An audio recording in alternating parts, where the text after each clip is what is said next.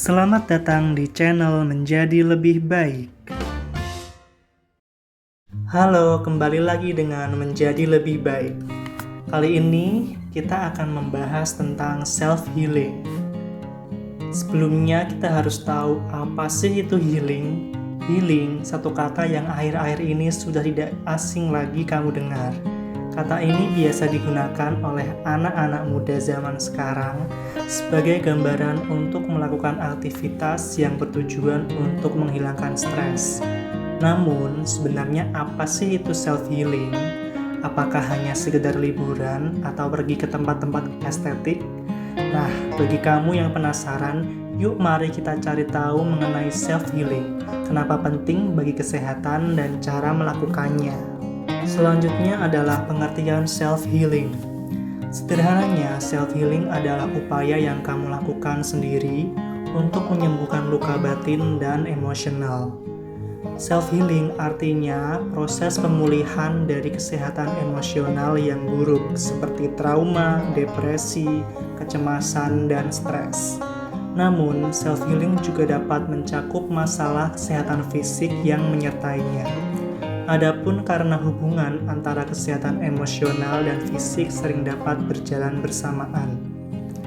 Bagi orang-orang yang mengalami permasalahan ini, khususnya emosional, juga dapat berdampak pada aktivitas sehari-hari, mulai dari gampang lelah, tidak bersemangat, hingga terganggunya pekerjaan.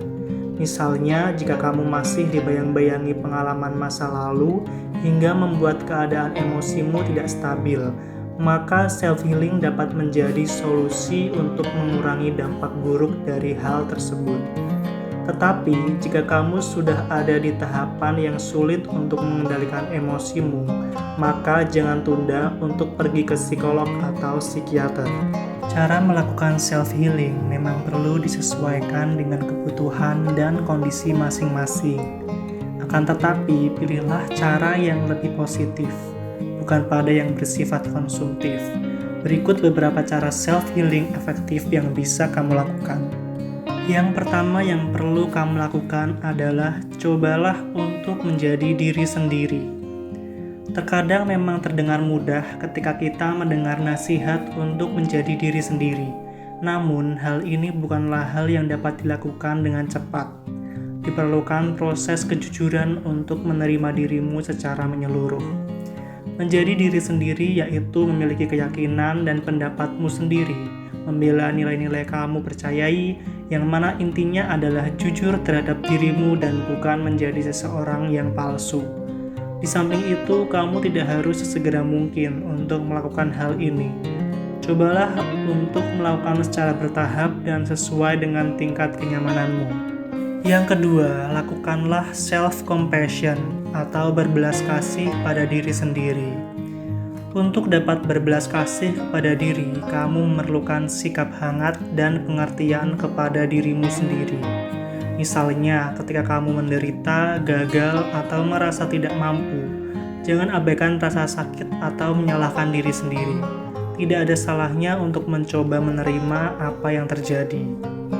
Orang yang memiliki self-compassion atau yang berbelas kasih kepada diri sendiri, mereka menyadari bahwa menjadi tidak sempurna, gagal, dan mengalami kesulitan hidup adalah hal yang tak terelakkan, sehingga mereka cenderung bersikap lembut pada diri sendiri ketika dihadapkan dengan pengalaman yang menyakitkan. Ada kalanya kamu memang harus berdamai dengan diri sendiri. Dengan menerima kenyataan tersebut dengan lapang dada, simpati, serta kebaikan, maka keseimbangan emosional yang diinginkan bisa tercapai. Hal inilah yang dapat membuat proses self-healingmu dapat berjalan dengan baik. Yang ketiga, tidur yang cukup. Tahukah kamu, ternyata tidur juga memiliki dampak terhadap tingkatan stres loh. Berdasarkan hasil studi, ditemukan bahwa orang yang kurang tidur akan mengalami peningkatan kecemasan dan tingkat stres. Sehingga walaupun tidak mempunyai gangguan kecemasan, tidur yang buruk bisa membuat gelisah dan putus asa. Dengan meningkatnya stres yang dialami tentunya dapat mengganggu proses healing yang sedang kamu lakukan.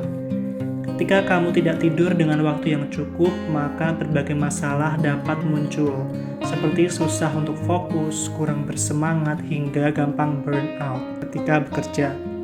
Sehingga proses self-healing yang seharusnya dapat membuat keadaan mental dan fisikmu menjadi lebih baik, malah dapat terganggu karena kurangnya tidur. Yang keempat, move on dari pengalaman buruk di masa lalu. Kita tahu bahwa pada kenyataannya tidak mudah untuk dapat melupakan berbagai pengalaman buruk yang pernah kita alami. Beberapa pengalaman tersebut kadang juga dapat mengganggu dan mengingatkan rasa sakit. Pengalaman buruk di masa lalu juga memiliki cara untuk mengganggumu, seperti cemas, mimpi buruk, kesedihan tiba-tiba, dan gelombang kemarahan. Namun, walaupun tidak bisa hilang secara cepat, kamu tetap bisa kok mencoba membuang masa lalu tersebut. Adapun caranya dengan tidak terus mengingat dan tidak terlalu lama untuk berkubang di sana. Jika kamu masih kesulitan lepas dari masa lalu tersebut, cobalah melihatnya dari sudut pandang yang berbeda. Daripada melihat dari sisi yang buruk secara terus-menerus, memaknai dengan sisi yang baik dapat menjadi salah satu cara untuk tidak terperangkap dari penyesalan yang telah berlalu. Selain itu, kamu juga bisa mengatakan kepada dirimu sendiri untuk terus maju dan bersungguh-sungguh. Sebisa mungkin dengan energi yang nyata, coba lepaskan dan relakan masa lalu tersebut. Yang kelima, coba lakukan meditasi. Kamu dapat mengistirahatkan pikiranmu dalam ketenangan dan memberikan waktu untuk memulihkan dirimu dengan melakukan meditasi. Meditasi tidak berarti duduk dalam keadaan kosong tanpa pikiran, melainkan mengarahkan pikiran dan suasana hatimu ke arah yang lebih damai. Menenangkan diri dengan gerakan yang rileks dan mengatur pernapasan membuatmu menjadi lebih tenang, sehingga proses dalam memahami pikiran dapat berjalan dengan lancar. Meditasi dapat menjadi self-healing bagi kesehatan fisik dan mental. Yang terakhir, nomor 6, me time, atau luangkan waktu untuk diri sendiri. Cobalah gunakan waktumu untuk melakukan hal-hal yang kamu sukai. Ini bukan berarti meninggalkan hal yang penting seperti pekerjaan atau sekolah. Namun, ketika kamu memiliki waktu luang, maka lakukan aktivitas yang dapat membuat perasaanmu menjadi lebih baik. Liburan, melakukan hobi, atau sekedar santai di rumah dapat menjadi me time yang bisa kamu manfaatkan untuk lebih dekat dengan dirimu sendiri. Kamu akan dapat menyadari seberapa pentingnya dirimu. Kamu tidak harus melakukan sesuatu untuk orang lain secara terus-menerus. Kamu juga harus bisa menyadari bahwa kehidupanmu juga merupakan hal yang harus diperjuangkan. Oleh karena itu, jika kamu sedang membangun karir, tidak ada salahnya untuk rehat sebentar untuk melepaskan stres dan mengisi kembali tenagamu. Sehingga dengan berkurangnya stres dapat membuat kesehatan mental menjadi lebih baik. Gimana guys, sekarang kamu sudah tahu kan self-healing ternyata sangat berpengaruh terhadap kesehatan mental. Nah, bagi kamu yang mungkin masih mengalami kelelahan baik secara mental atau fisik, sepertinya cara-cara di atas bisa dicoba. Oke guys, semoga dengan cara-cara ini kamu bisa menjadi lebih baik ya. Self-healing bisa dimulai dari diri kamu sendiri. Namun, ketika kamu merasa butuh bantuan, cobalah cari bantuan dari orang-orang terdekat kamu. Bisa dari teman, keluarga, dan bahkan tenaga profesional, baik itu psikolog maupun psikiater. Terima kasih sudah menonton. See you on the next video.